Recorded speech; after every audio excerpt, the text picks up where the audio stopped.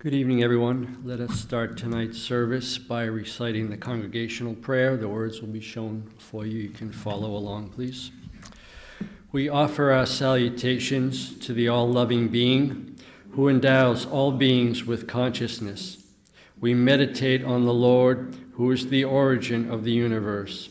Lord, thou abidest in all. Thou art all. Thou assumest all forms. Thou art the origin and goal of all. Thou art the self of all. Thou art existence, knowledge, and bliss. Salutations unto thee. May the world be peaceful. May the wicked become gentle. May all creatures think of mutual welfare. May our minds be occupied with what is spiritual and abiding. May our hearts be immersed in selfless love for the Lord. Peace, peace. Peace be unto all. Tonight is the second in a series of guest speakers while Swami Yogatmananda is away in India. We have a very special guest speaker with us tonight. He's a well-acclaimed speaker, somewhat famous on the internet for very engaging talks. He's been here in the past to do retreats. When he came for the last retreat, I got a call from a friend of mine who lives all the way up in New Hampshire, and he said, "Oh, you won't guess who's coming to Vedanta in Providence." And he had been following this Swamiji for a long time on the YouTube. So I think I gave away the secret last week, telling you his topic in advance, but I think it's okay because it's given as an open secret. That graphic that is showing there reminded me when Gita Prana was here last time. She said there's two types of goddesses. You can worship one goddess who will be kind and open the door and wait for the devotee to walk through. But the second type of goddess doesn't even open the door. She just drags you in through the keyhole. And I'm not sure if that's going to be part of Swamiji's talk tonight, but the graphic reminded me of that. She never elaborated on what getting dragged through the keyhole is, but I can guess from the words it's probably not a pleasant experience. So again, please welcome our dear Swamiji tonight. He's from the Vedanta Center of New York, and the topic is Open Secret. Please welcome Swami Sarvapriyananda.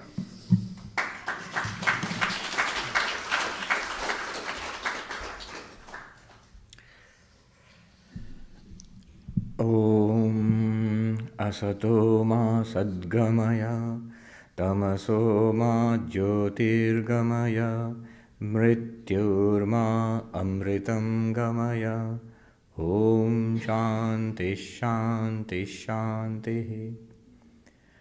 Om, lead us from the unreal to the real, lead us from darkness unto light, lead us from death to immortality. Om, peace, peace, peace. A very good evening to all of you, and I'm very happy to be here this evening back in Vedanta Society of Providence once again. I was here last year for a retreat on the Katha Upanishad, as far as I remember. This evening, I decided to speak about the highest, nothing less than that. The final truth, the ultimate truth, nothing beyond which there would only be silence. So, you see, Vedanta, Advaita Vedanta, the literature is vast. At the source, at the root, at the foundation lies the Upanishads. In fact, Vedanta is literally Vedanta Nama Upanishad Pramanam. Vedanta is the source of spiritual knowledge called the Upanishads. So those texts which are from the Vedas, those are at the basis of Vedanta. But after that, you've got many, many texts. It's a huge literature. You have the commentaries on the Upanishads. You have the Bhagavad Gita. Sri Krishna gives you the essence of the Upanishads in the Bhagavad Gita. You have the commentaries on the Upanishads and the Bhagavad Gita, written by Shankaracharya in Advaita Vedanta. And other systems of Vedanta, other great acharyas, masters have written commentaries. There are independent works composed by great masters over the centuries. You have introductory texts like Vivek Chudamani, which is very popular. You have texts like the Vedanta Sara, Vedanta Paribhasha, through which students are introduced into Vedanta. You have a whole series of commentaries and sub-commentaries and sub-sub-commentaries, Bhashya, Vartika, Tika, Tippani, things like that. And you have extraordinarily difficult, very dense works, dialectical works like Advaita Siddhi, Khandana Khanda Khadya, Chit Sukhi. These are very extremely difficult works. And they are philosophically very abstruse, very sophisticated. Any question you can think about when you're studying non-dualism, those questions are there and the answers have been given. And many, many questions you would never even think about. So those questions are also there and they have been discussed and I think to satisfaction. There is another category of texts of which the jewel, I would say, the crown in the jewel is, the jewel in the crown is the Ashtavakra, which is, it's called the Song of the Sage, Ashtavakra Gita, where you don't find the ancient Vedic approach which you find in the Upanishads, nor do you find very simplified introduction to the philosophy of Vedanta which you find in the introductory text like Vedanta Sara, nor is there any attempt at very abstruse argumentation, very subtle argumentation, nor any magic of language. This text, the Ashtavakra, no argumentation there. No attempt at even poetry there. No fancy language. Not even very, very abstruse philosophy there. Only the highest truth that you are Brahman, that our real nature, that is hammered in again and again and again in a grand monotony throughout the text, without any compromise whatsoever. Remarkable. I can think of no higher text, but it's not good as an introductory text. It can do damage as an introductory text. There are people who have been misled or, they have become over-enthusiastic, carried away. One needs to have a grounding in Vedanta. One needs to be a bit of a veteran in Vedanta before you can safely approach this text. But that's what we'll do this evening. We'll approach this text, we'll take up this text. One of the best translations I have come across of this text. In our order, we have the beautiful translation by Swami Nitya Swarupananda, Ashtavakra Sanghita, you can find that. I think you'll find it in the bookshop here. A very beautifully literate translation by Professor Byrom. No, not the poet Byron, Byrom, B-Y-R-O-M. He was a professor of English here, trained in Oxford, and he taught in America. He passed away a few years ago. He made a beautiful translation of this book, Ashtavakra, the heart of awareness. The heart of awareness. Really beautiful translation. I mean, just to read it will put you into a state of deep, non-dual meditation. He writes in the introduction that when all the philosophies have spoken, all the scriptures of humanity have spoken and have fallen silent, Ashtavakra begins at that point. The words are so luminous, they appear to glide off the pages of the book. We will see today what he means. I'll take up just one verse from this remarkable book, Ashtavakra. And before that, a little bit of caution before we go into it. Ashtavakra does not mean that you will give up meditation. It does not mean that you will give up your worship and prayer. It does not mean... it can have that effect. I remember I was in the Himalayas once, and there was this gentleman who had retired from a government job in Dehradun and who was staying in the cottage next to mine, a layperson. He told me, he was reading the Ashtavakra, and he told me, Swami, here is the real truth. And my guru had deceived me all this time. He told me about his guru, whom I know about. He was a very good sadhu, very good monk. Here is the truth. And what does my guru do? He puts water on the tulsi plant and he fasts and he feeds the cows and he worships God in this form and all sorts of dualistic practices. And I've been misled. Here is the real truth. So I asked him, do you think your guru has read the Ashtavakra? He said, yes, no doubt he has. And do you think he has understood it at least as well as you have understood it? I said, I guess so. And after that also he waters the tulsi plant and he does the puja and the prayer. He said, yeah, that's true. Well, think about that. Why does he do that? So I met this young man who was working in Wall Street, in an investment firm in America, in Wall Street. I met him in an ashram in the Himalayas. He was sitting under a tree and looking rather worried. I said, what's wrong? He said, look, I have not realized God yet. I'm not enlightened yet. I've been trying for nearly 1.5 months. I said, well, it's going to take a little bit longer than that. No, Swami, you don't understand. I've got leave from my job for 2 months. It's almost over. I have to finish, get enlightened and go back and join my job. I said, that doesn't quite work that way anyway. So he was reading the Ashtavakra, sitting under a tree and reading that. So it can have unintended consequences. So take it with that kind of caution. It's powerful stuff. It's really powerful stuff. Just one verse. We'll take that up this evening and meditate upon that. Let's meditate upon that verse together. The verse goes like this. It's the 12th verse of the first chapter. Just one. Anyone could do. As I said, the whole of the book is full of verses like this. Any one of them, or each of them expresses the highest realization. So, in Vedanta, there are 3 stages of studying, of learning Vedanta. Shravana, Manana, Nididhyasana, 3 components. One is, you study these truths, you listen to them, you study them systematically. Shravana, literally it means hearing. So when you're coming here and listening to Vedanta, you are doing that actually. But then it must be followed up by thinking, by reasoning, by trying to penetrate into what you have heard and got. So that part is called mananam. Literally means reasoning or cogitation.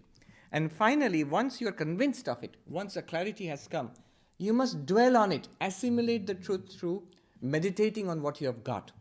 So that meditation, a Vedantic meditation, is called Nididhyasana. So 3 stages, you might say, 3 components of learning Vedanta. Hearing about this, reasoning about it, and then meditating upon what you have got. And there are some books which are strong. Upanishads are meant for study and listening to those truths, Shravana. There are some truths which are heavy on philosophical argumentation, on reasoning. But there are some books which I like to think of as Vedantic meditation books, Nididhyasana, the final stage. When you have gone through all of that and you just want to stabilize, settle down, soak yourself in the Vedantic, in the non-dual Vedantic conclusion.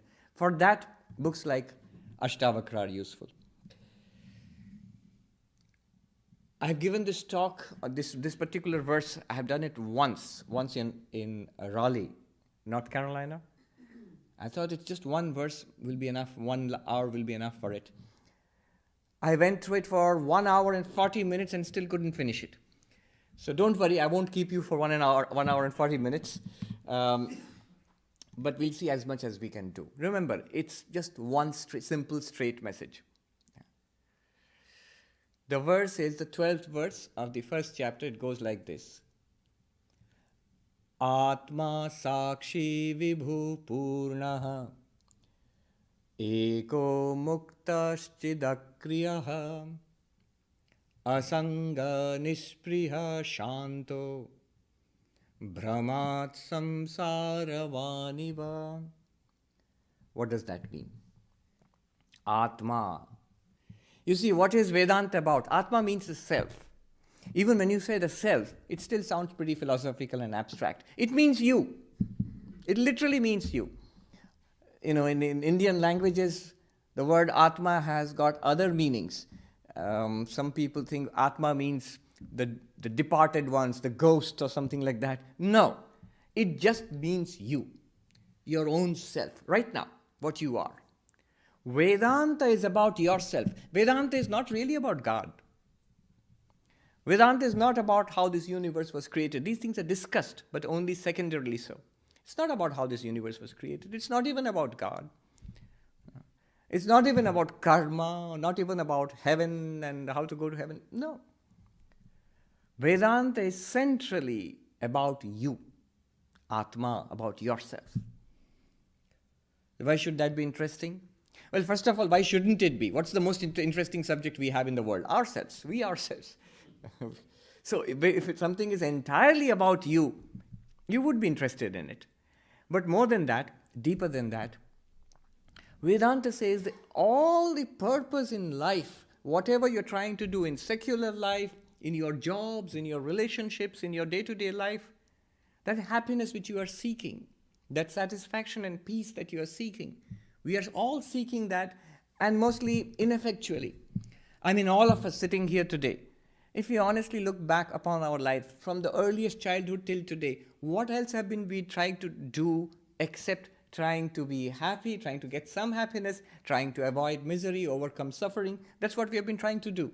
And who amongst us? Somebody here is maybe 10 years old, somebody might be 90 years old. Who amongst us can claim honestly to oneself that I have succeeded, I have found it, I am perfectly at peace, I have no sufferings in the world? Who can actually claim that? Vedanta is about that. And Vedanta makes the claim that if you knew yourself as you truly are, you would find that peace, that satisfaction, you would transcend suffering. Vivekananda in this country, when he came here to this country, he would sometimes remark with a touch of pathos, he would say, if only you knew yourself as you truly are. If only you knew yourself as you truly are. Meaning thereby, all our suffering would be overcome. What you want in life, you would get it if you knew yourself as you truly are. It also means, by implication, we do not know ourselves as we truly are. What we think about ourselves, our first reaction is, it's about me. Well, I know about myself. I'm sort of an authority on myself. After all, who else is an authority on me? Not your Vedanta. I am an authority about myself. Vedanta says you're wrong. You really do not know anything much about yourself. And what you know about yourself is wrong. Not only wrong, it's the source of all your troubles. Mark Twain. I love this quote from Mark Twain. He said, it's not what we do not know that gets us into trouble. It's what we know that it just ain't so. I am Brahman, I am one with God. No, it just ain't so. I'm just this guy. Vedanta says, no, that's where you are wrong. Vedanta is about Atma. One interesting idea about the Atma is that which literally it comes from atti, to eat. To eat. To eat here means not literally to eat, it means to experience.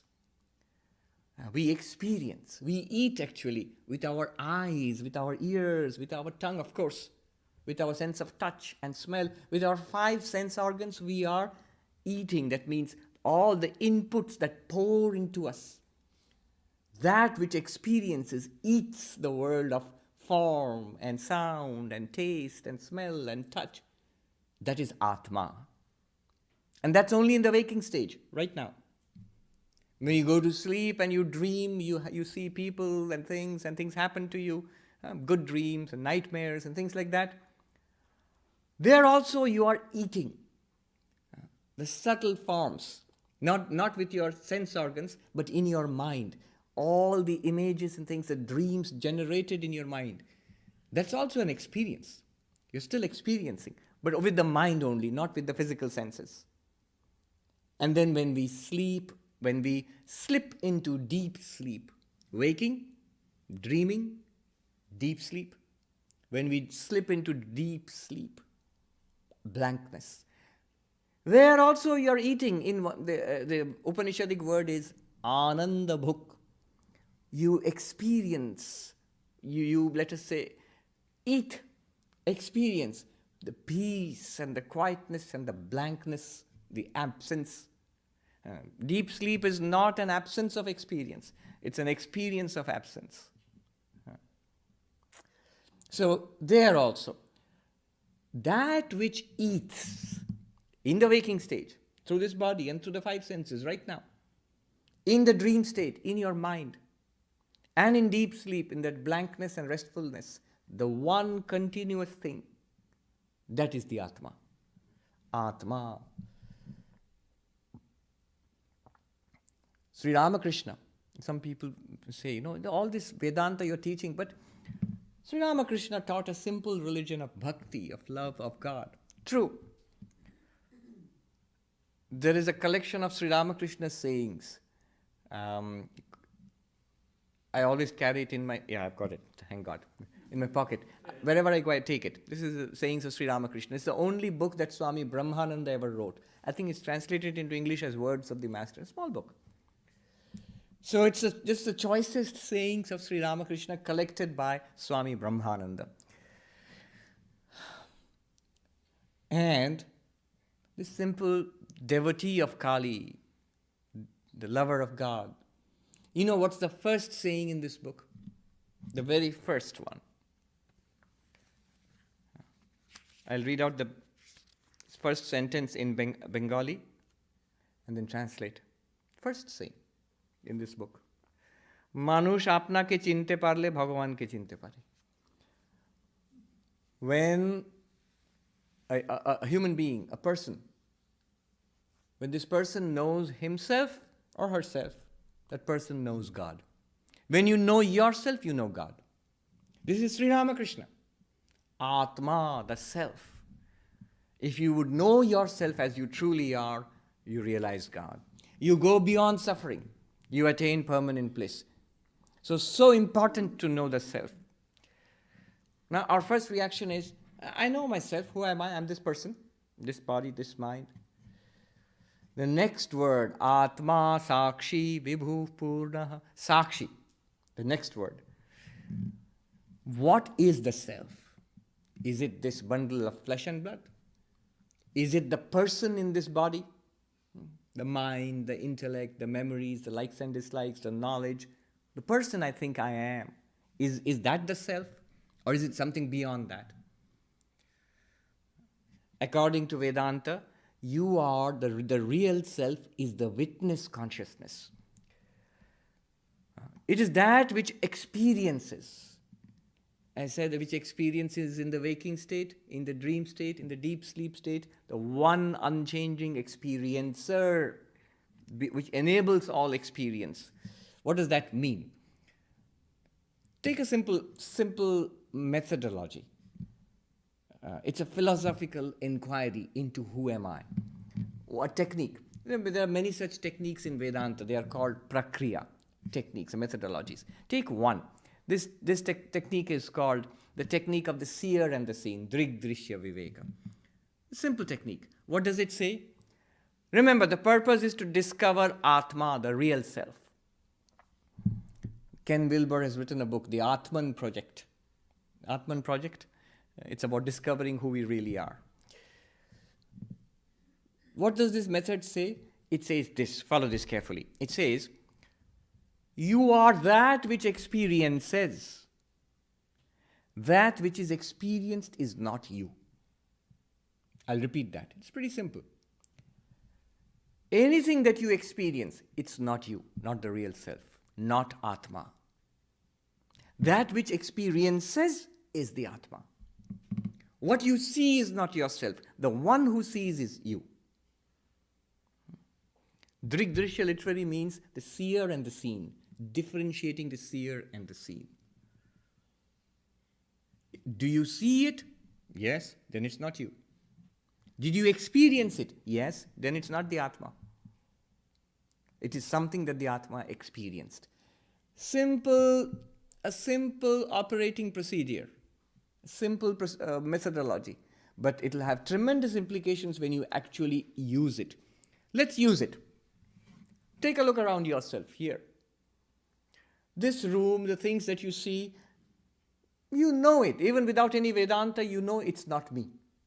Clearly. I don't think I'm this lectern or the microphone or even this cloth or even the shirt that I'm wearing. I don't think it's me. But the real problem for us starts with the body. Sometimes we say, we are this body. What's this? It's me. Who are you? This. So this body is me, I am this body. It starts with this. But let's use the method. What did the method say? That if you experience it, it's not you. If it's an object of your awareness, it's not you.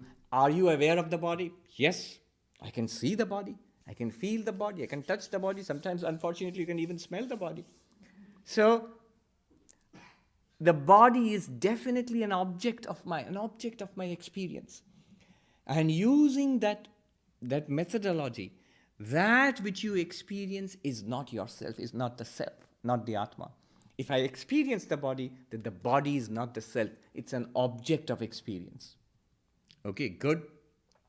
Let's look deeper. With what are you seeing the body? Here is the body. And what am I seeing the body with? With the eyes, which are also part of the body. Can I experience the eyes, the sensory system, the ears, eyes, tongue, and do I experience that? True. We experience it. My eyes are open. Do I not experience it? My eyes are closed. I need glasses. I can't see too well. The eyes and its various conditions are experienced by me. If it's an object of experience, the eyes are an object of experience. In that case, I am not the sensory system either. The eyes and the same applies for the ears and the nose and the tongue and the sense of taste, touch. So I'm not the experience, the sensory system as well. What experiences the sensory system? Clearly the mind. The mind is thinking about the eyes and the body. So am I the mind? And this is where most educated, sensitive, thinking people would stop. Yeah, I am the mind. I am this person. My thoughts, feelings, emotions, memories, this is what constitutes the person which I call myself. But do you experience that? Can you look inside and experience your own thoughts? Can we experience our feelings? Of course we can. In fact, feelings are directly experienced by us. I am happy. Do I experience happiness? We can never say that I am very happy, but I don't feel it. It sounds very, very strange. Yeah. I am miserable, but of course I don't feel a bit of it. No. Happiness, misery, pain, our sensations and emotions are directly experienced by us. If they are directly experienced by us, the constituents of our minds are directly experienced by us. In that case, the minds are also an object of experience for us. It's an object of experience for you. Are you with me so far? That to which the mind is an object of experience. See, this table is an object of experience to my eyes. My eyes and the body are an object of experience to my mind. And my mind is an object of experience. I cannot deny it. It's a fact. To what? That awareness which experiences the mind from within. That awareness which cannot be objectified. That is called, for want of a better term, because it witnesses, it shines upon, illumines every movement of the mind, every thought, every idea, every memory, every feeling. It's called the witness. In Sanskrit, Sakshi. Sakshad ikshate, which sees directly, which experiences directly. What does that mean?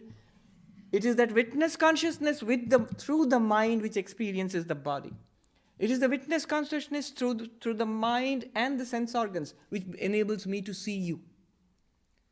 The witness consciousness directly experiences the mind.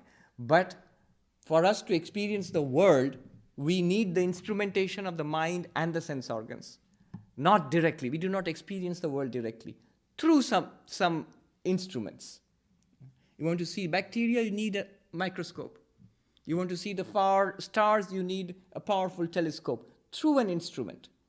But the witness consciousness directly illumines whatever is closest to it. So the mind is closest to the witness consciousness and the mind is directly illumined by the witness consciousness. Sakshi, which shines directly upon our minds. You might say, well, I can sort of So yeah, I think I know what you mean. I have a sakshi, a witness consciousness. Not that you have a sakshi, you are the witness consciousness. We often tend to, the mind plays a trick, in order to preserve its primacy, its importance in the scheme of things, it tends to sidestep it. Yes, Swami, I understand what you are saying. The Atma, the Sakshi is very good, no problems. But I have some problems. You are the Sakshi, you are the witness consciousness. The witness consciousness, the Sakshi, is not like my liver or my lungs or... No, it's me, the real me. It's you with the Sakshi, the Sakshi with the mind, which is the person. You are not even the person. You are that within which is aware of the person. The very term Sakshi is very powerful. It shows you what liberation is, what enlightenment is, what freedom is. The person never gets freedom. That might sound shocking. The person never gets moksha or nirvana. You get freedom from the person. You, the witness consciousness, you realize you are free of the person. The person will continue. Who is the person? It's that ever-changing, that continuously transforming set of ideas, likes and dislikes, memories, tendencies. Right now, the person, imagine, the person has changed so much from babyhood to childhood to teenage to youth to middle age to senior. So it changes so much. And yet there is a light within which lights up this person. That light within is the Sakshi. Very precise way of isolating the Sakshi, of seeing yourself for what you are. Use the same technique. That which I am not, which I am aware of, is not me. Aware of the body, then the body is not me. Aware of the mind, then the mind, which I think to be myself, that's also not me. In fact, in Vedanta, the mind is called a subtle body. The mind is also a body. Just like we have the feeling of being embodied, that I am in this body, embodied. Vedanta would say you are also in the mind. I don't know, you cannot concoct a new term, en-minded or something. But basically, Vedanta would say you are embodied in a physical body, a gross body. By gross, I don't mean the body is gross. It may be very fit and very nice. But physically, it's a physical body. And I'm also embodied in a subtle body. Mind, intellect, memory, ego. Very interesting. Ego. What is the ego? The one which says I. You say, I am sitting on the chair. Right now, if you say that, I am sitting on a chair, it seems to be a fact. But apply the same technique. Are you aware of this feeling of I am sitting on the chair? Which means that I, which you are aware of, that's also an object. That I, which you are, we are all aware of the I inside. I am speaking. Okay, this I am aware of it. In that case, that I is also an object. Are you with me? No? Just feel it. I, sitting on the chair. I. It's an object. A very subtle object, but still an object.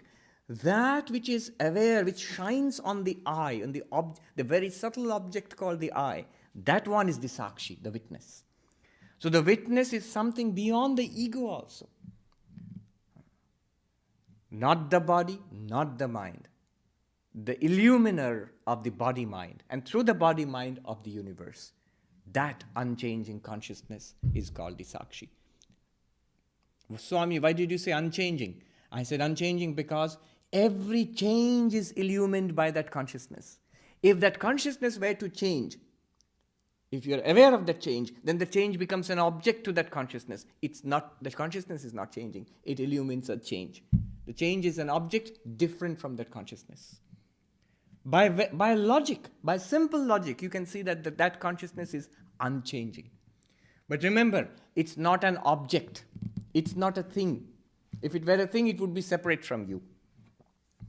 Sakshi. In fact, if you use this technique, whatever I am aware of, that I am not. That much. Then you see that you are not the body, you are not the senses, you are not the vital force, the breath, prana. You are not the mind, you're not the intellect. You can see, because they are all aware of all of them. You're aware of all of these. You are not. If you stop there, if you stop right there, you've got Buddhism. When Buddhism says there is no permanent self, anatma. Often people say there's a great conflict between Hinduism and Buddhism, and they've debated this for more than 1,000 years. There's rich flowering of Indian philosophy for more than 1,000 years of debate between the Hindu dualist schools and the various Buddhist schools. Hindus speak about an Atma. Look at this, what we just read, Atma. And the Buddhists say anatma, no self. But when you look at it from a non-dualist perspective, they're saying virtually the same thing. One, they're coming at it from a negative side, one from a positive side.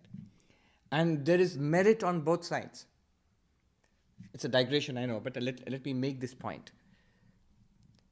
The advantage of the Buddhist point is that I just said that the real self, the Sakshi, is not a thing, not an object.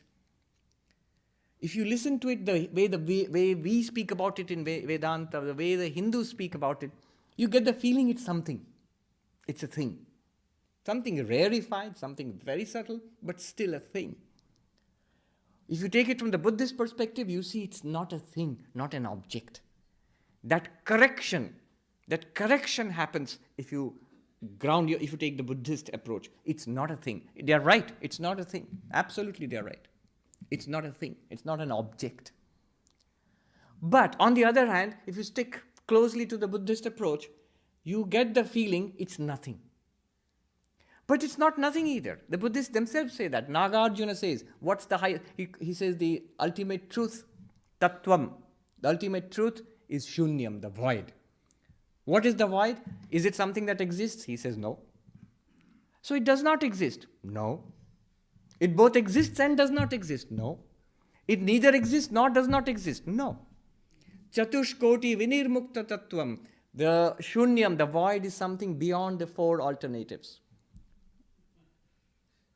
If you take the Buddhist approach, you realize it's not an object.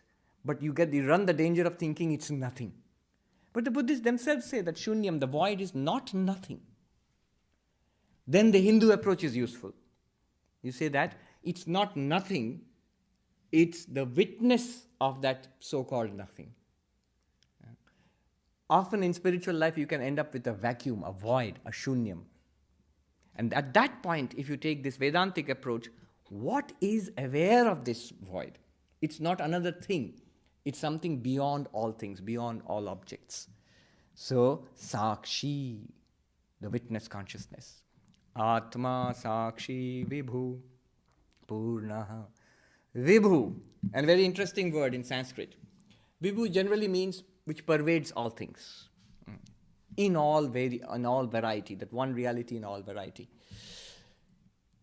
This pure consciousness, if you read about it this way, the way we have talked about it, the sense you get is it's something very subtle beyond the body. It's not the body, it's not the mind, it's not the intellect. It's some kind of a very rarefied light which shines upon the mind and body, different from everything in the universe. And now Ashtavakra says, he reverses it. This whole universe is not different from you, the Sakshi. You see, the moment you say witness, usually what is a witness? A witness is the one who steps back from everything and sees things at a distance, right? A witness to a crime, a witness to the event, somebody not involved, separate, something different. The word vibhu means that which has become everything. So it's not only the light, the consciousness which illumines all experiences, but everything that is experienced, that is also a projection of the same Atman.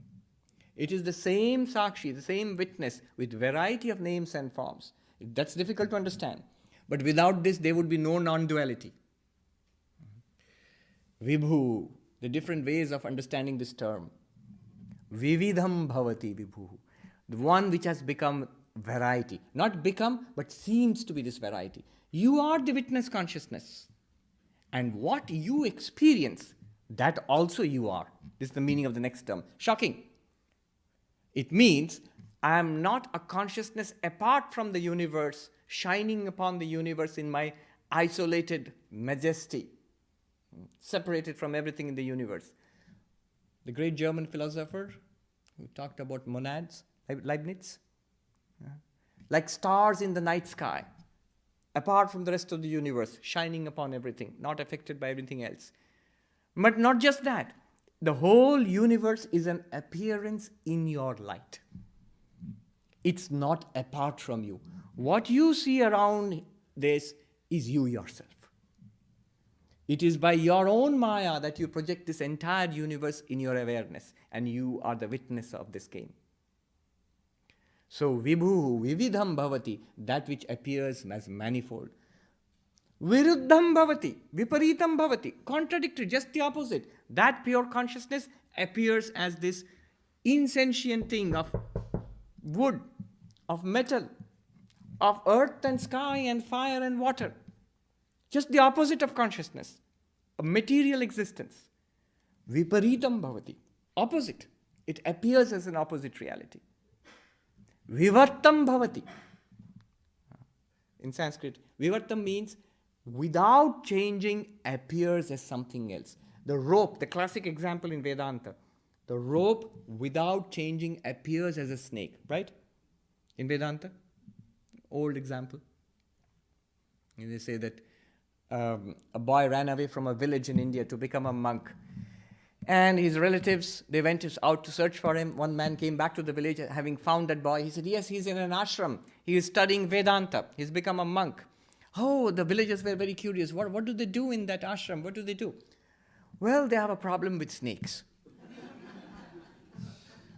Every day in the morning, there's this rope which is covered by a snake, and the monks spend a lot of time driving the snake away, but next morning it's back again. It's the rope which is mistaken for the snake. Rope alone appears as the snake. This is called vivarta, the rope without having changed. The rope doesn't change. The rope is what it is, always. It looks like the snake by mistake. Similarly, you, the consciousness, the sakshi, the witness consciousness, you appear as what is witnessed. Mind, body, universe. That witness consciousness appears as this universe. It might seem difficult to swallow, but think about it. It's not very alien to our experience. Every day when we dream about it, when we dream, we do something like that. Isn't it? When you dream, you see buildings and streets and trees and sky and birds and people and good and bad, and you are also there in your own dream. You have a body, right? A dream body in your own dream. Isn't it true that everything that we see in our dreams is our own mind? The mind which is seeing the dream and that which is the dream is composed of, it's the same mind.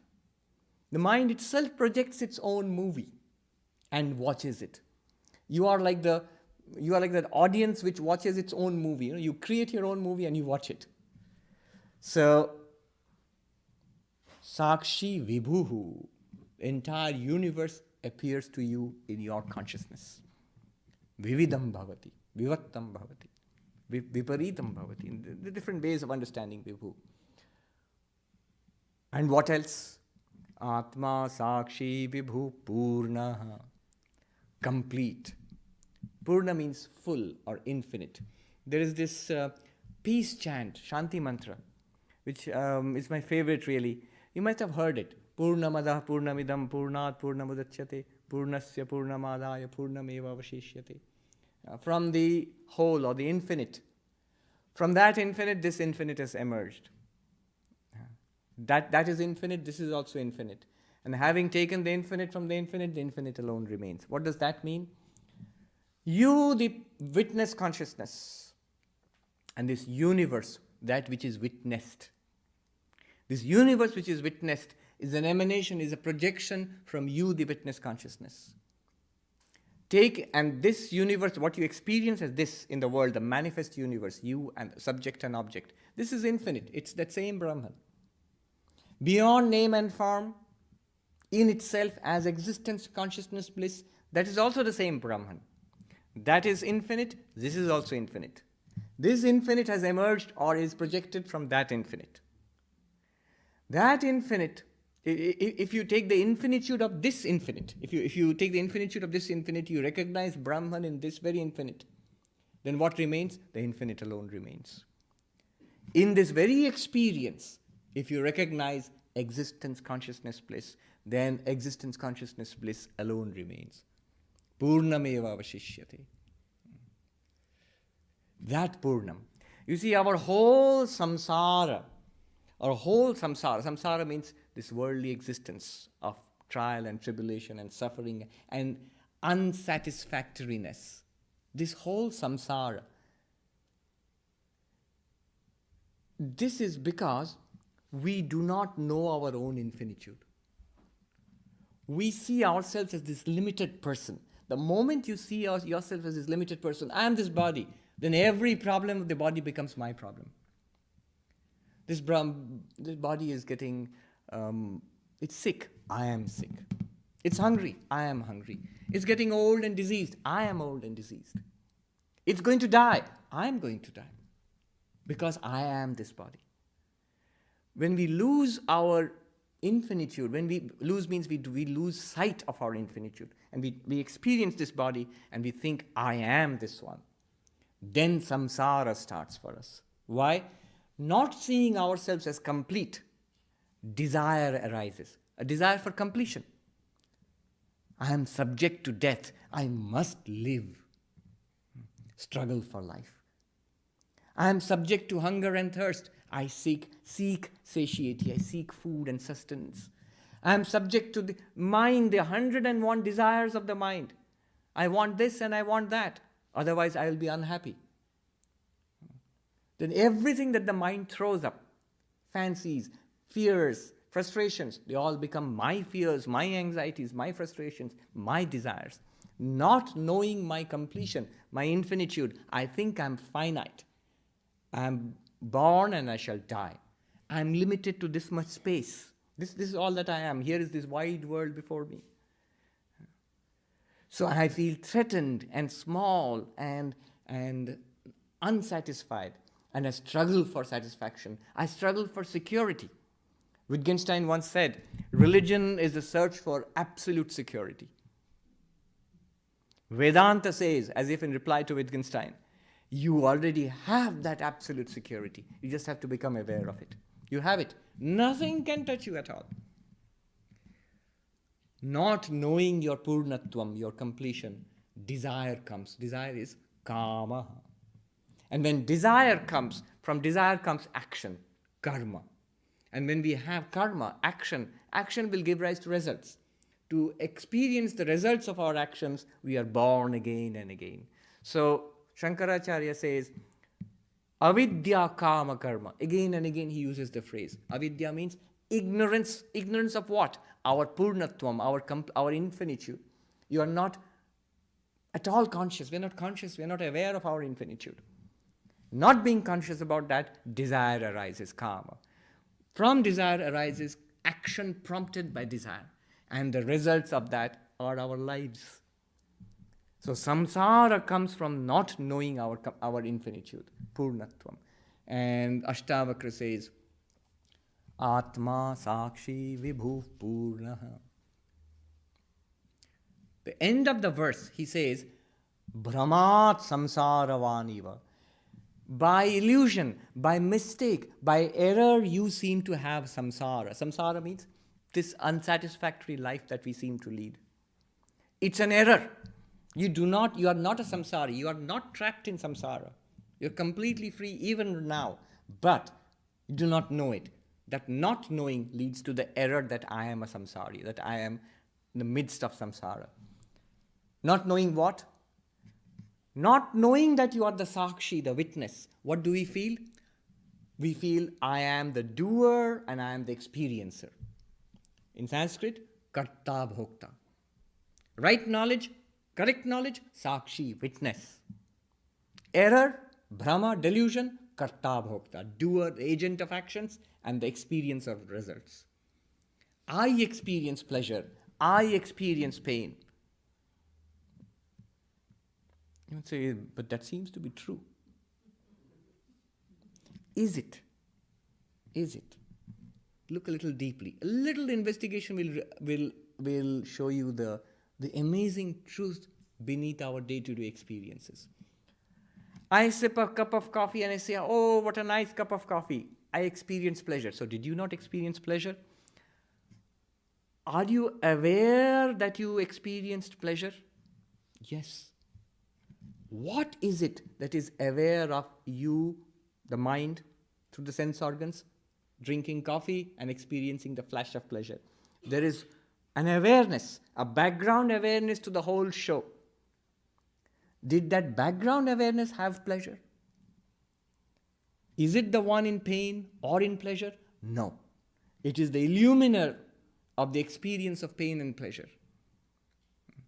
When I say, I am standing here and speaking to you, if I look inwards, I am quite clear that this whole experience of I standing here and speaking to you, the whole thing is in my awareness. The one which is aware of I standing here and speaking, that one is not standing and speaking. That one is illumining it. The real you is not a bhokta experiencer. You enable the experience. The real you is not a doer, karta. You enable the karta, you enable it to function. Not knowing that, not knowing yourself as the witness of all experiences, you become samsari. Brahmat samsara vaniva. Vibhuhu, Purnaha, I am infinite, the whole universe is experienced in me. You see, that's not true. Our general way of understanding is, here is the universe spread out in front of me, here is the body, in the body is me, the mind or the person, and through this body I'm experiencing the universe. Wrong idea. We think we are sparks of consciousness in a body. Consciousness in a body. But Vedanta says, take a close look at your experience. Where do you actually experience the body? Do you experience yourself as consciousness in a body or a body in consciousness? Are you aware of the body? Let's ask a simple question. Are you aware of the body? If you are aware of the body, isn't it fair to say you are aware of the body in your awareness? Where is the body? In your awareness. You see, I'm aware of this bottle of water. This bottle is in my awareness. Similarly, the body is in my awareness. Vedanta wants you to change the perspective. You are not awareness in a body. In fact, if you would look at your experience, you would find it more true to say that I am aware of a body in my awareness. There is a body in my awareness. There are thoughts in my awareness. You are awareness which is aware of bodies and minds and thoughts and things. Instead of thinking of yourself as awareness in a body, think of it as a body in your awareness. That's the step towards Vedanta. Not only body in awareness, everything that we experience through the body, is it not in awareness? If it was not in my awareness, how would I experience it? Vedanta says that take this simple fact and dwell on it. Everything that you have seen in your life has been seen and experienced in your awareness. And in fact, Vedanta says, why say in your awareness? Why say in my awareness? In me, the awareness. Our mistake is, samsara is, I am a body with awareness. Vedanta wants you to say, I am awareness, aware of a body. Just reverse it and see which is closer to the truth. If you are awareness, aware of a body, then you are aware of the pain and the misery of the body. It's in your awareness. The awareness is not in pain. Brahma, delusion, this error that when we think of, see, somebody asked a Vedanta teacher, you are saying that I am all-pervading consciousness, but that's not true. It sounds nice, it sounds cool, but is it true really? Because I am here. I'm not there. I'm here. I'm not there. How can you say my consciousness is all-pervading? What did the teacher reply to that question? Simple reply. Think about it. You are saying, I'm here, I'm not there.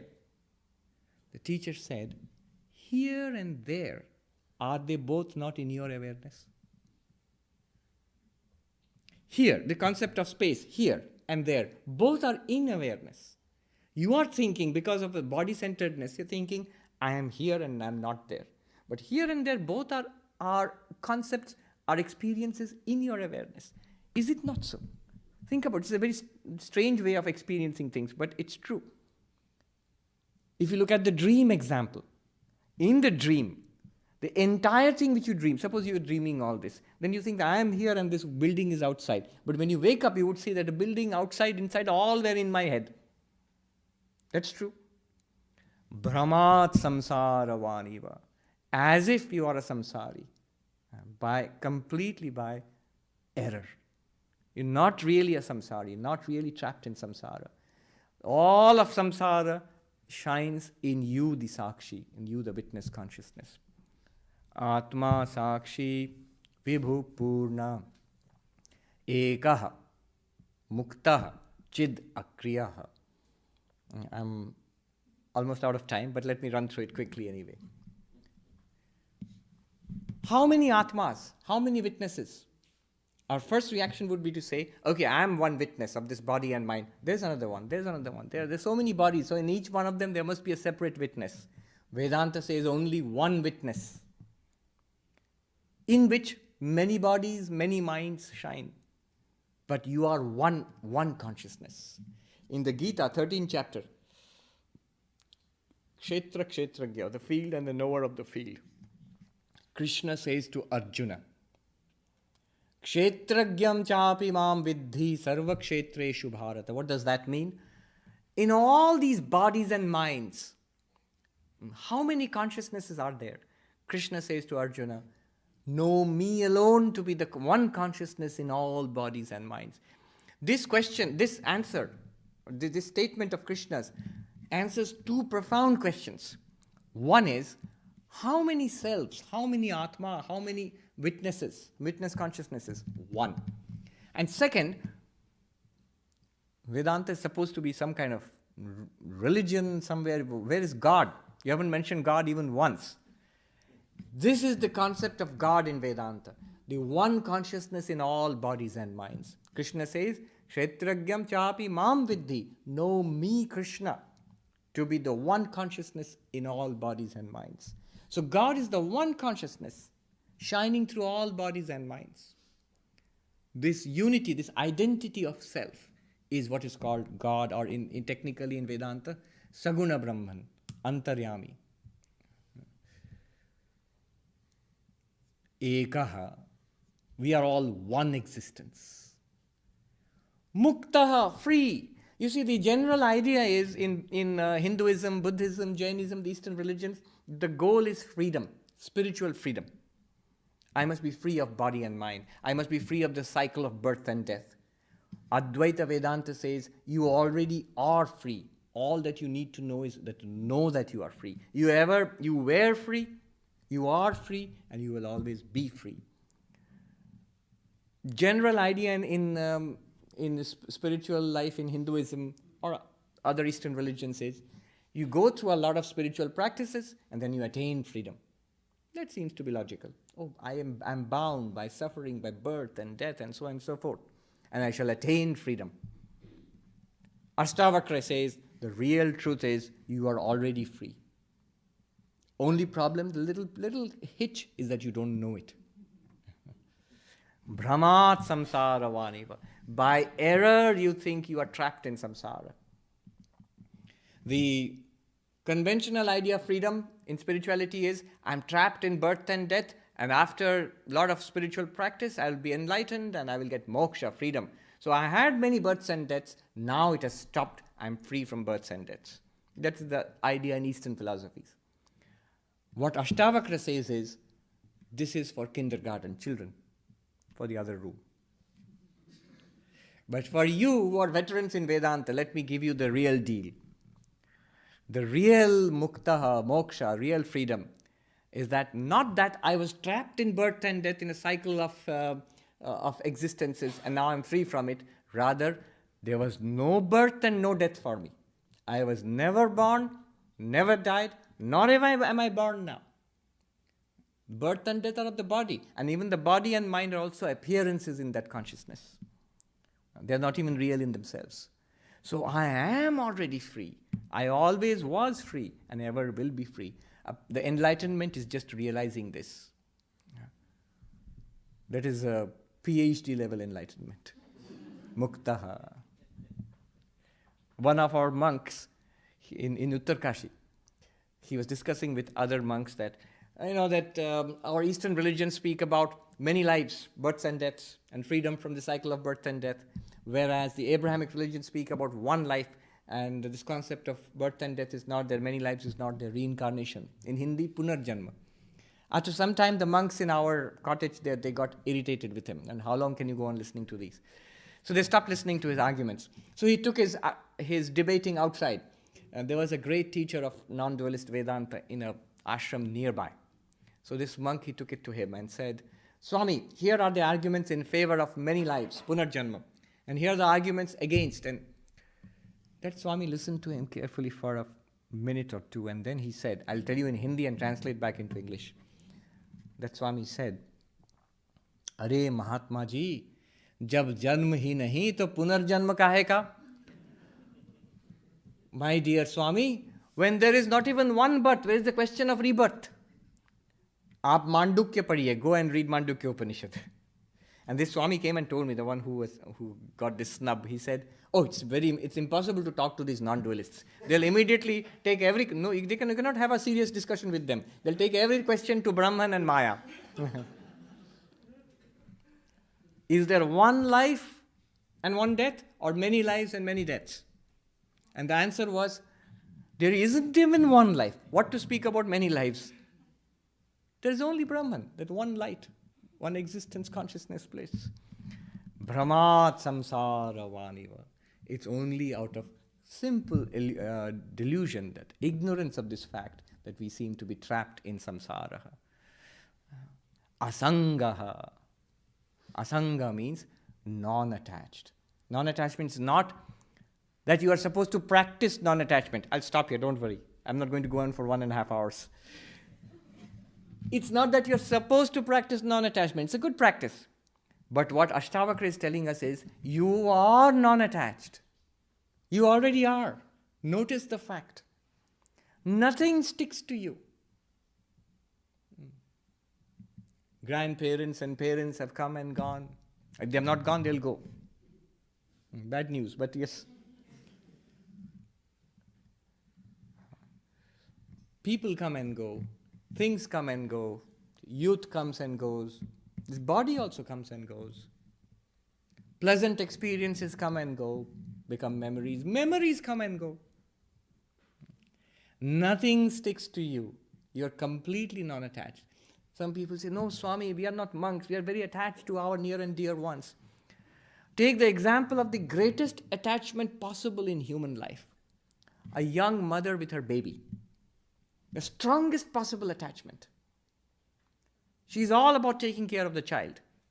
But even when that mother falls asleep, and I'm given to understand it's not an easy thing for a young mother to fall asleep. You don't get much sleep when there's a baby in the house.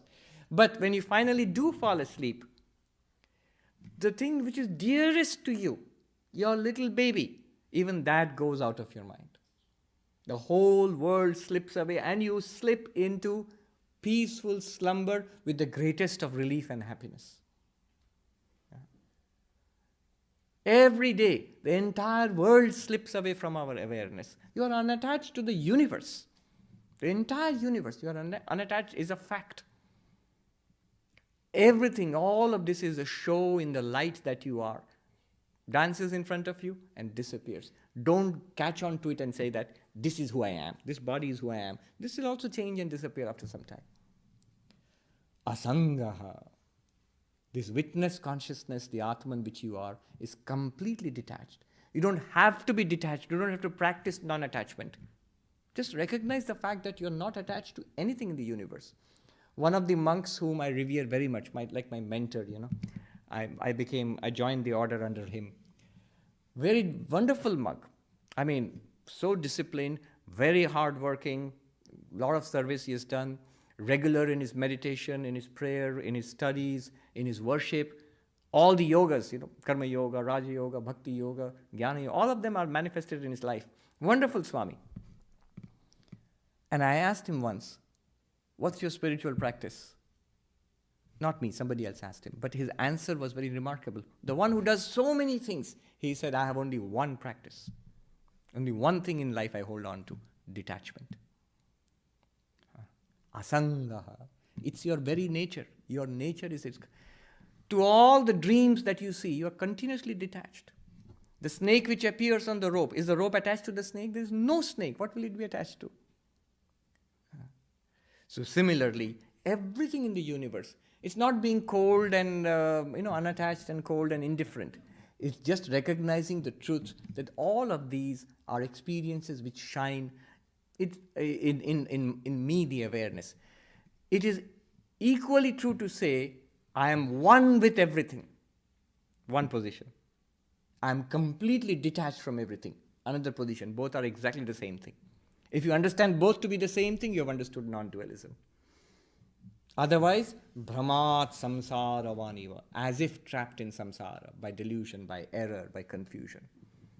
I could go on, but you can see Ashtavakra's trend is this, that there is one message which he keeps on hammering again and again and again. So, do we have questions and answers? No? We have? All right. What is the protocol? Do we go straight into segue into questions and answers? All right, go ahead. I'd love it. Question. In this metaphor of a director, us being the director and making our own movies, we are most of the time, if not all the time, operating by authorities' rules and authorities' conclusions that have been given to us. But if we're the director, we can change those rules. We could do anything, redefine anything, even the substance of our bodies. I'll stop you right there. Okay. Note that I never said you are the director. You are not the director. You are the light. Imagine light falling on a screen and you see a movie. The light is not the director of the movie. The light is this very substance of the movie, the light and the screen. You are the movie itself. You are that in which the movie appears. But the plot of the movie is not in your hand. There's a big difference. If you talk about the plot of the movie, that's the director. That's the director, the Oscar-winning director is God, Ishvara, Saguna Brahman. The point I'm trying to make is, whatever you see here, whatever you experience, including your own body and your own mind and your personality, they are all in your awareness or in you, the awareness. And they are not different from that awareness. What actually happens, the moment you become interested in the story itself, you're trapped in samsara. What I'm trying to say is, it's a movie. You are the screen, not the director. What I'm trying to say is, it's a book. It's a story, it's a novel. You are the paper on which the novel is written. You are not part of the novel. You're not a character in the novel. The screen is not a character in the movie. But it enables the entire movie to play. Without the screen, no movie. Without the pages, no book.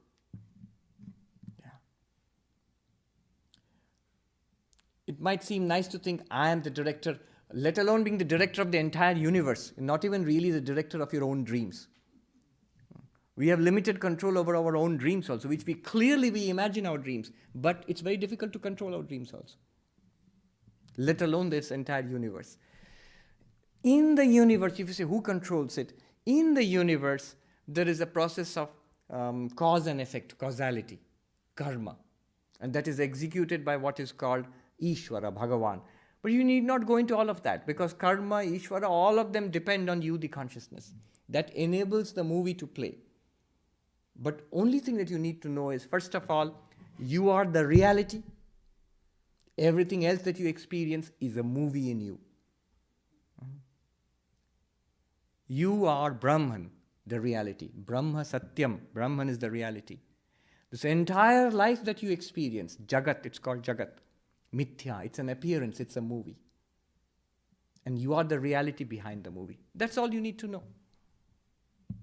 After that, enjoy the movie. Yes. So in this practice, where does what we call our spiritual practice, how does that fit in? Okay. It's not a practice. Note one thing.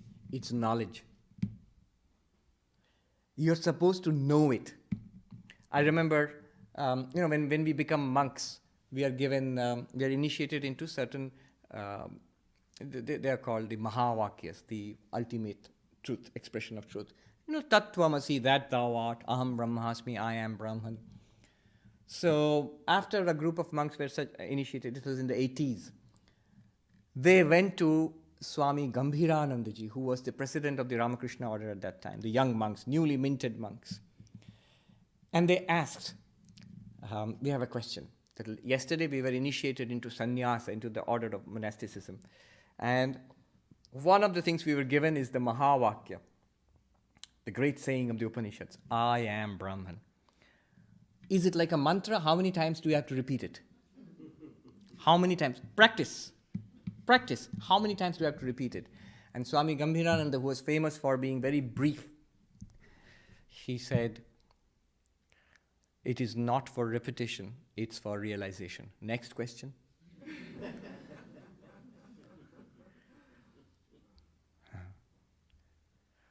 Now your question is about spiritual, I'll come to you, about spiritual practice. All practices from a non-dualistic point of view, from Advaita Vedanta point of view, all practices lead up to this knowledge. This is a knowledge. And this if you ask then, okay, how do I come about it? How do I really get this knowledge? Shravana, Manana, Nididhyasana. Hear these truths again and again. Think about them. Meditate deeply upon them. It's a very common sense procedure. Here there's Brown University. You go into a particularly difficult math class or physics class. You say, how do I get this knowledge? What will they tell you? Come to class. Read the books and think deeply about it. Shravana, Manana, Nididhyasana. But all other things are practices which culminate in this. For this, you need an especially refined and quiet mind, a very controlled and deep mind. For any higher pursuit, for science and for art and for any higher creative pursuit, you need a disciplined and quiet mind. I was just reading this article recently about some of the pioneers of Silicon Valley, one of the founders of Facebook, one of the founders of this Twitter or something. They're actually turning off. Have you read that article? They're pulling out of it. They're rationing themselves. The founders of these technologies. They found that they see that the deleterious effects of this on their own functioning. So a quiet mind is necessary for enlightenment. For quiet mind, meditation. Meditation is recommended. Chitta ekagrata. Meditation is necessary for a quiet mind. What do you need a quiet mind for? Besides everything else, all benefits. But for enlightenment, for spiritual knowledge, non-dual realization, a concentrated, pure, refined, quiet mind is necessary. For that, the practice is meditation. Deep devotion, prayer and surrender to God is a wonderful basis for non-dualism. One of the texts on non-dualism begins with Ishvara anugraha deva pumsam advaita vasana. It is by the special grace of God that you have a desire for non-duality. It's a blessing of God. So, devotion to God, your religious practices. That's why I said, Ashtavakra, be careful. This question will definitely come after listening to Ashtavakra for a while. What's the use of all these practices then? So, devotion to God, bhakti, wonderful help to non-duality. Shankaracharya says, of all the qualifications, the resources you need for non-dual realization, devotion to God is primary. Bhakti. Non-duality may seem to be just the opposite of a dualistic religion. It's a non-dual realization is greatly benefited by dualistic devotion. Karma yoga, unselfish action. another very powerful sadhana, spiritual practice, which helps non-duality. Imagine, what is karma yoga? What is ordinary karma? I am this body and mind, and everything that I do is centered around this body and mind. Why do I work? Because I am this body, I have to feed this body. I have to do it for my family. My family related to the body. See, everything is centered around the body. I need a house. I need clothes. I need friends. My family related to the body. My friends and co-workers related to the body. My gender, my country, my national, related to the body. Our whole samsara is body-centric. Karma yoga reverses that. The practice of karma yoga. I shall work, I shall devote the energies of this body and mind and act for the welfare of others. Loka sangraha is a Sanskrit word used. Or as an action in service of the Lord. Karma yoga. So these are powerful practices which prepare the mind for non-dual realization. These practices are essential. These practices will not give you enlightenment. But without these practices, enlightenment is almost impossible to get. I use the word very carefully, almost.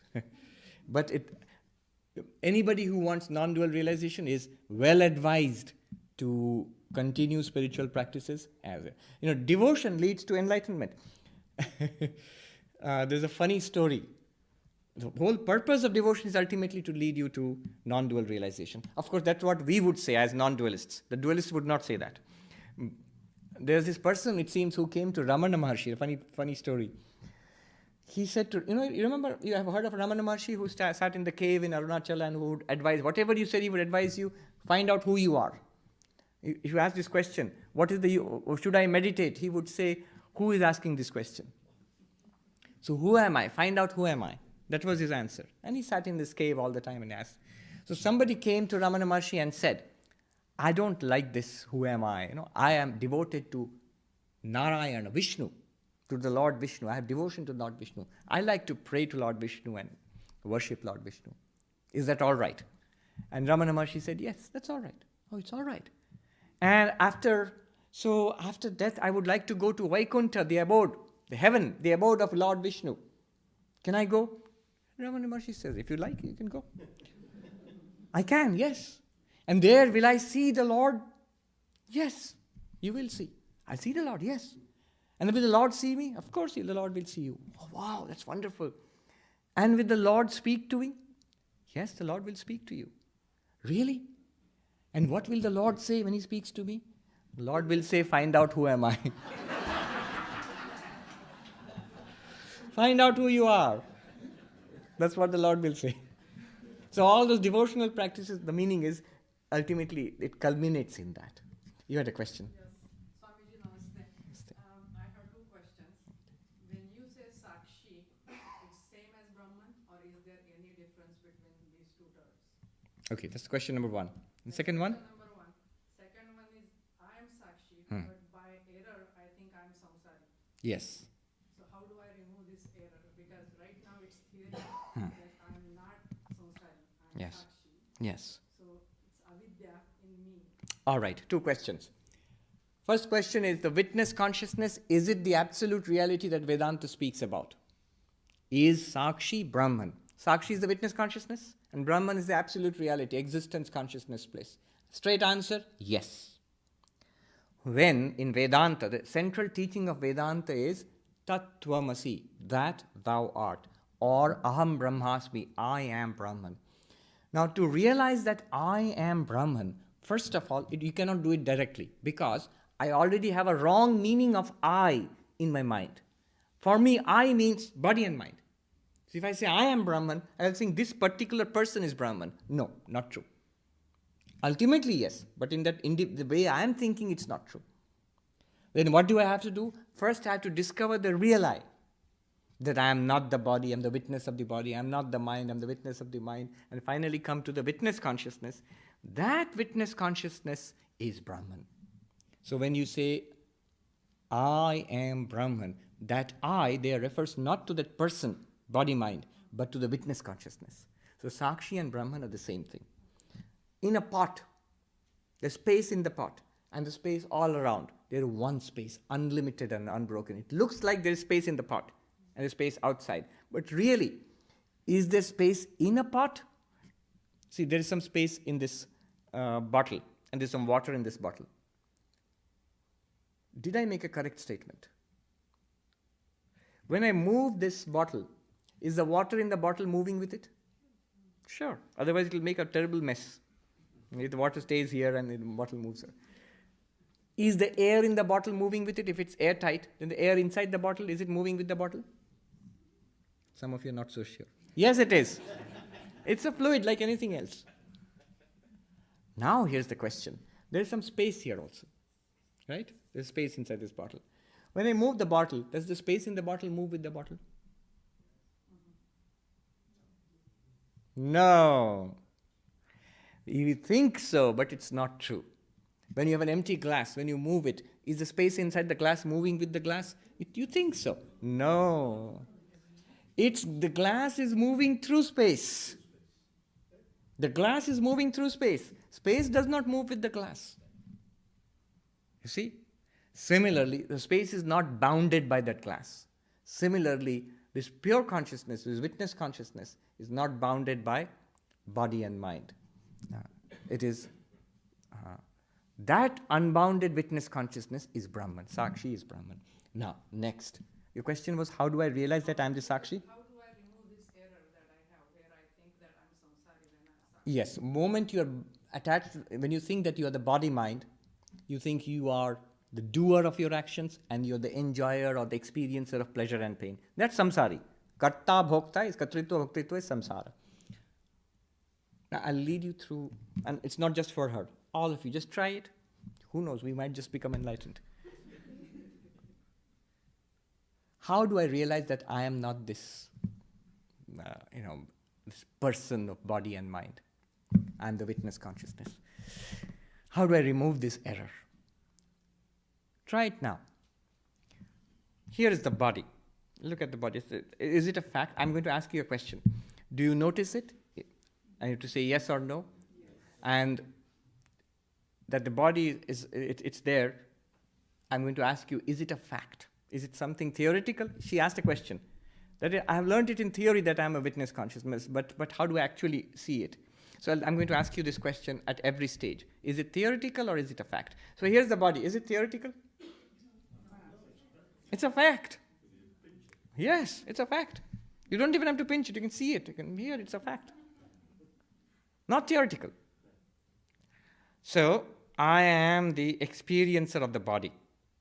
Right? Is it a fact? Yes. That you are experiencing the body? Yes. And using the methodology, that which experiences is different from that which is experienced. So I am something which experiences this body. The body is an object in my experience. Step 2. The mind is, actually we are thinking all this with the mind, correct? So the mind is experienced. Is it a fact or theory? That here is the mind. I'm thinking, thoughts, feeling, remembering this mind. Is it a fact or is it theory? We are thinking. Yeah, but it's a fact, right? And is the mind experienced? Yes. Right now, if you just look, you think 2 + 2 is 4. I'm thinking I'm Swami Sarvapriyananda. It's a thought, right? And you are experiencing your mind, is it not? Yes. Fact or theory? Fact. If you are experiencing the mind, that which is experiencing the mind cannot be denied. You may try to wriggle around it. Isn't it the mind experiencing the mind or something like that? But the fact is that something is experiencing the mind within me right now. And if it is true that the experiencer and the experienced are two different entities, then there must be something apart from the mind which is experiencing the mind right now. That experiencer of the mind is called the witness consciousness. At this point, follow this carefully. At this point, try to notice that carefully. You will never ever make it an object. You can make the body an object, you can make the mind an object. You can never make that witness an object because it's not an object. At this point, I'm going to ask you, is it a fact or not? the tendency will be to say that it's something that I learned from Vedanta, but it's something that I have to realize.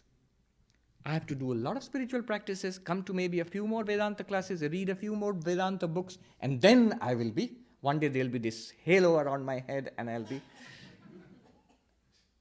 What Vedanta says is, just as here, it's a fact.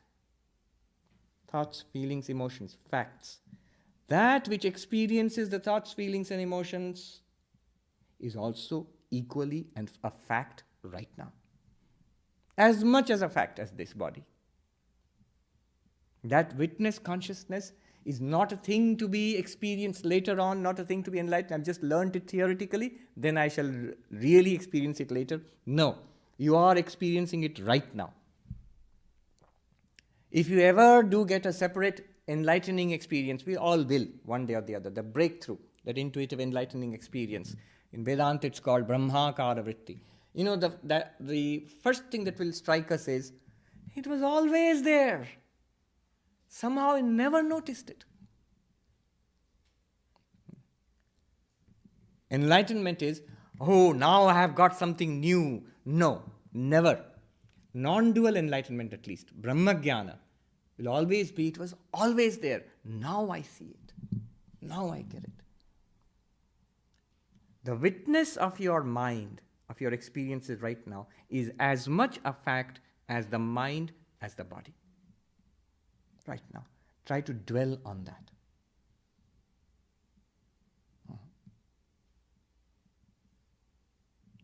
Come to you, yes. I'll come to you. Sir. Somebody must keep track of who is in charge. There's nobody in charge? No, but when do we have, what's the next program? At what time? 6 o'clock. Okay. We have gone well beyond time. Good, we have a very enthusiastic group of non-dualists here. We are 6:26. Let's take 4 minutes. We'll start in 3 minutes more so that we'll get ready for Aarti at 6:30. Nobody told me. See, you have a very... Quickly, the two questions first. Yes. Sir, so, there's a Vedic statement that the Supreme Being that was one decided to pretend to be many. And this is, our discussions are, in a sense, a consequence of that. Yeah. So, I'm the universal consciousness, undivided, omnipresent, and to see myself as this body and mind complex is an error. Whose error? Is it the error of this body and mind? All right. Two things. First of all, universal. Again, universal takes into account the fact that there is an universal, so that I am universal. But even the universe itself is an appearance. If you say omnipresent, look at the words you used. Omnipresent. That means present everywhere. Already taking into account the fact that there is space. Eternal. That takes into account the fact that there is time. Assuming space, I am omnipresent. Assuming time, I am eternal. But in reality, that absolute is beyond time and space. But anyway, you cannot speak otherwise. You have to use the words of space and time. Now, your question was very deep. Whose error? Whose error is it? The absolute has no error, right? And you're saying that I am the absolute, so I also cannot have any error. This question, if you have followed Advaita Vedanta, this question should come. It should come. And I can only respond the way Shankaracharya responds to this question. In the 13th chapter of the Bhagavad Gita, this long discussion, at the end of it, the question is asked, this exact question, the opponent asks the question to Shankara, whose error? The exact words are, whose ignorance? Who is ignorant then? Brahman cannot be ignorant. And you're saying, I am Brahman, so I also cannot be ignorant. So whose error is it? Who is in ignorance? And Shankara's answer is very interesting. He says, why are you asking? I'm asking because I don't know. Then you are in ignorance. You just admitted it. You don't know. But I'm Brahman. But do you know that you're Brahman? Oh, no, not yet. Then your error. You're ignorant. Then who am I? You're Brahman. So there is an element of paradox there. And that's to be expected because that's Maya.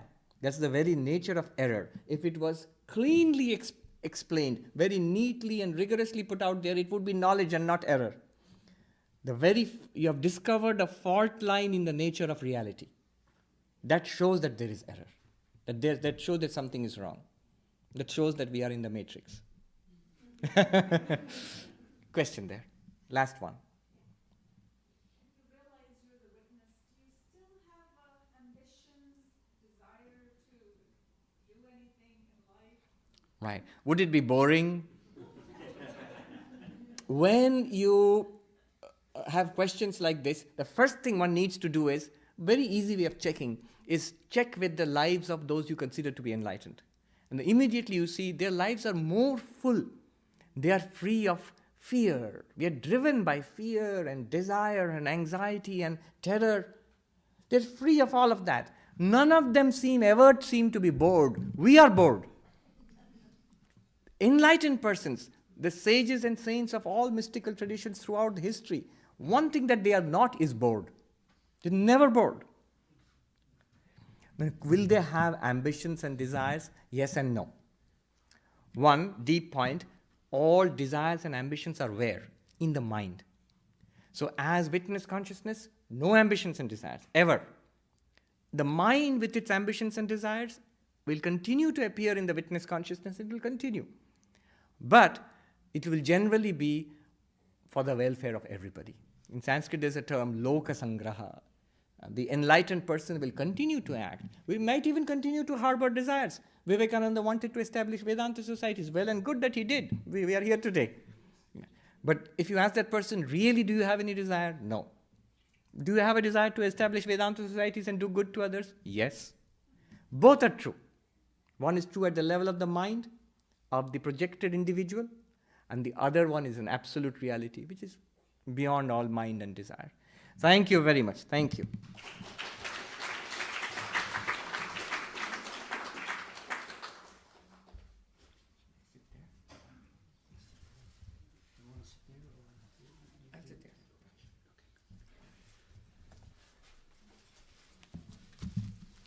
Thank you, Swami Sarvapriyananda, for that both very touching and practical exposition of one verse of the Ashtavakra Samhita.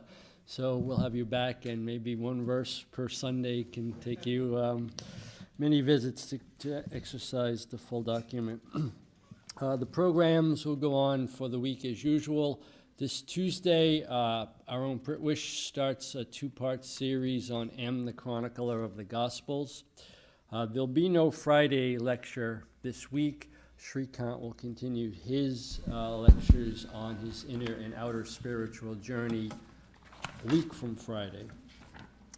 Next Sunday, the program is Songs on the Divine Mother. It's a musical offering by Swapna and Raul Ray. That will be at 5 p.m. Afterwards, there'll be a gathering downstairs for soup supper. You can continue the discussion with Swamiji. May the Divine, who is Father in heaven of the Christians, Holy One of the Jewish faith, Allah of the Muslims, Buddha of the Buddhists, Tao of the Taoists, Great Spirit of the Native Americans, Ahura Mazda of the Zoroastrians, and Brahman of the Hindus, lead us from the unreal to the real, from darkness to light, from death to immortality. May the all-loving being manifest himself unto us and grant us abiding understanding and all-consuming divine love. Peace, peace, peace be unto all. We'll now have arati.